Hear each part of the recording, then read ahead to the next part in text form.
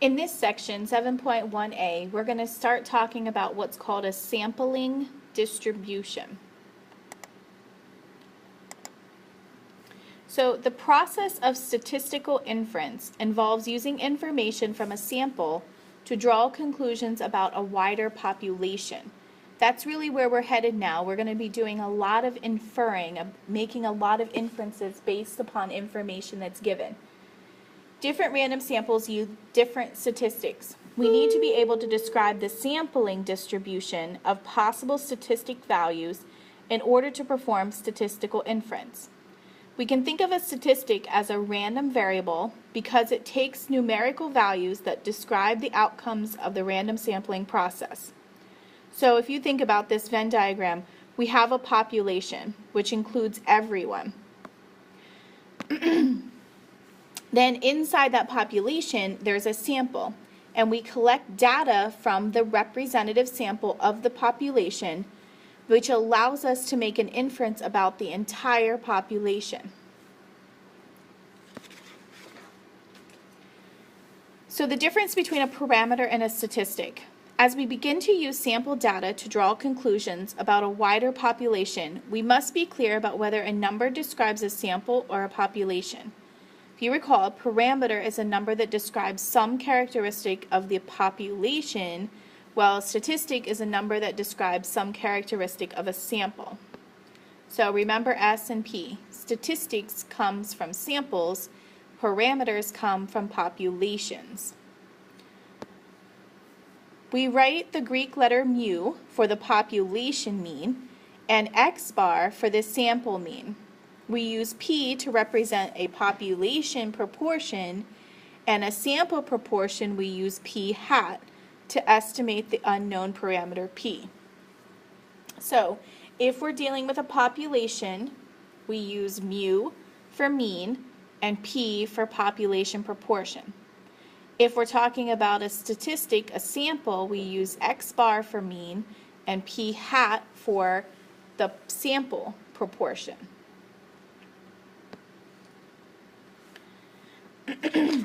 So identify the population, the parameter, the sample, and the statistic in each of the following settings.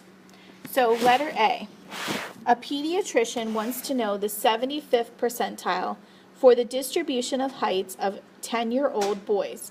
So she takes a sample of 50 patients and calculates that the 75th percentile in the sample is 56 inches.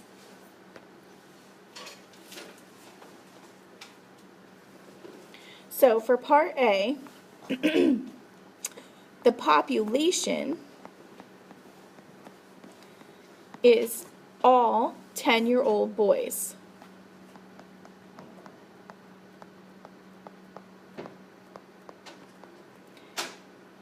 The parameter of interest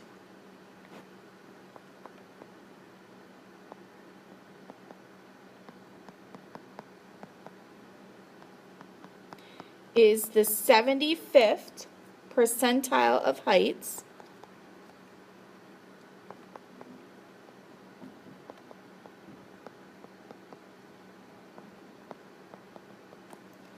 for all 10-year-old boys.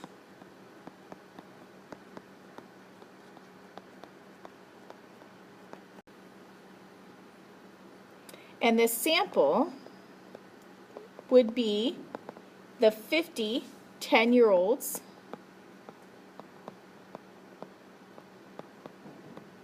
in the survey, in this study,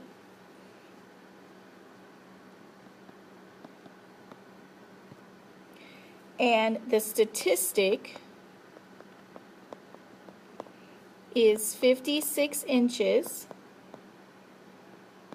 the 75th percentile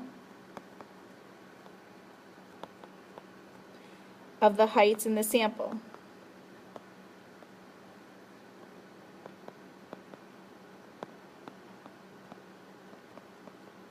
So we're identifying the population, the parameter, the sample, and the statistic.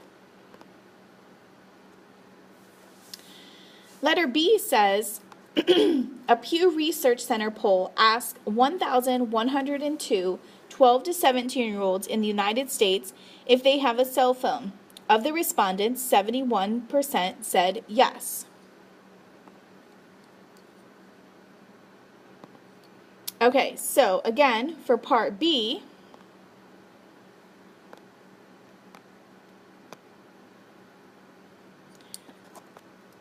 the population is the 12 to 17-year-old boys, 12 to 17-year-old teenagers in the United States. The parameter of interest is P, the proportion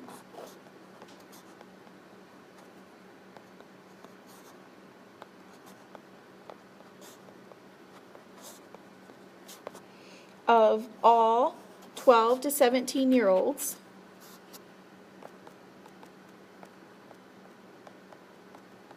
with a cell phone.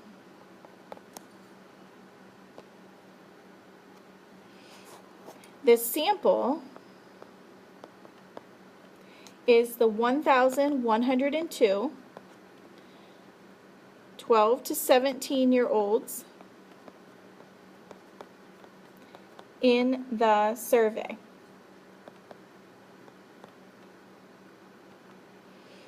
And the statistic is the sample proportion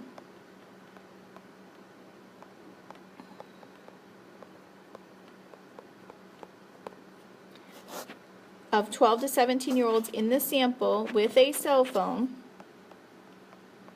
is P hat, because this is a sample, is equal to 0.71.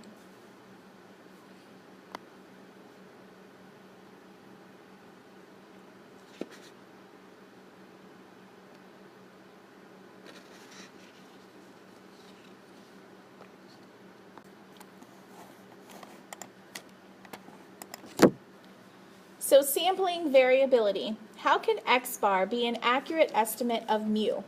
After all, different random samples would produce different values of X bar. This basic fact is called sampling variability. The value of a statistic varies in repeated random sampling. To make sense of sampling variability, we ask what would happen if we took many, many samples. So here's our population. When we do a sampling, we're taking multiple samples of the entire population. Notice how some of them overlap and some of them stand alone. But we are taking a sample of the entire population, and here there are, it looks like 8 different samples. So that's a sampling distribution. If we took every one of the possible samples of size n from a population, calculated the sample proportion for each, and graphed all those values, we'd have a sampling distribution. The sampling distribution of a statistic is the distribution of values taken by the statistics in all possible samples of the same size from the same population. In practice, it is very difficult to take all possible samples of size n to obtain the actual sampling distribution of a statistic. Instead, we can use a simulation to imitate the process of taking many, many samples.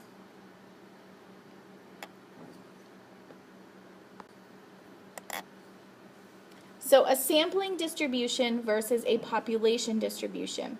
There are 3 distinct distributions involved when we sample repeatedly and measure a variable of interest. First, we have the population distribution.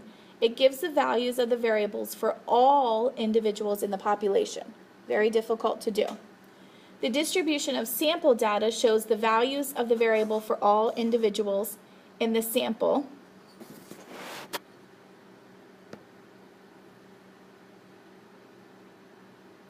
My fault, I'm afraid you didn't see some of those slides.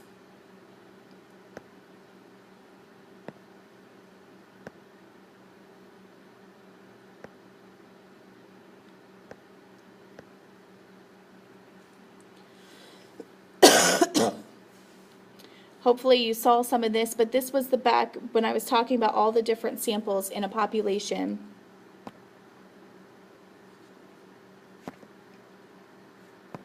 And here's the definitions for a sampling distribution. Okay, so sampling distribution versus population distribution. So a population distribution has every person, every value for the entire population, for each individual, it knows all of them and it has it listed. The distribution of sample data shows the values of the variables for all the individuals in the sample. A sampling distribution shows the statistic values from all the possible samples of the same size from the population.